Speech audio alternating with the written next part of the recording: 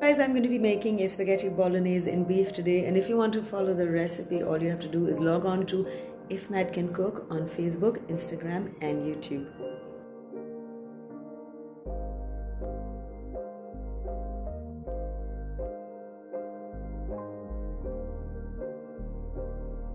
And the first thing you do is take a pot like that and add some olive oil to it.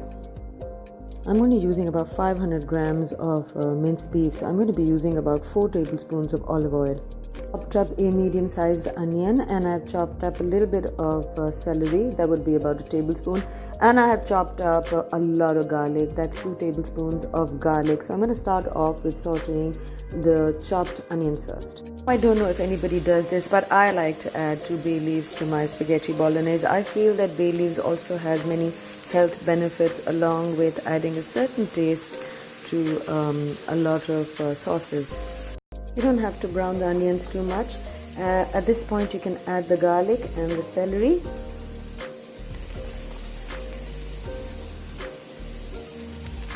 About now I shall be adding 500 grams of washed beef mince. A lot of people don't like to wash the mince that they pick up from the market, but I'm just too scared. I need it to be hygienic, I need it to be clean, and I know it's going to be cooked, but I recommend washing it and letting the water dry out before you cook it. So let's brown this beef.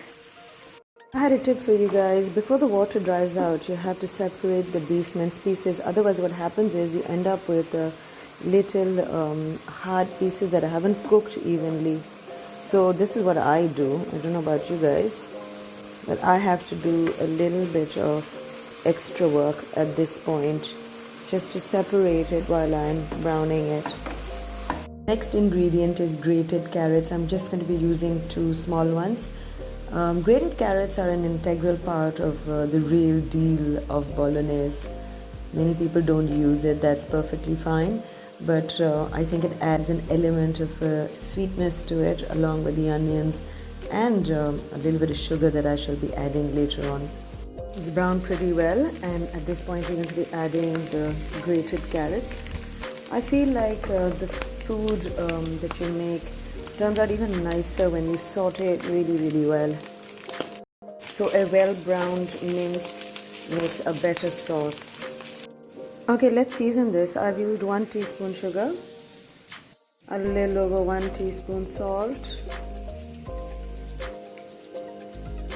1 teaspoon dried herbs, and at least a teaspoon of crushed black chilies. And by black pepper I mean a slightly crushed black pepper. 1 teaspoon of powdered black pepper would be too much. If you want to raise the heat, you can add some red chili powder or paprika. Right now I have some nice paprika lying around, so I'm going to be using that, but you can stick to red chili powder, and as much or as little as you like. This has started to smell so good.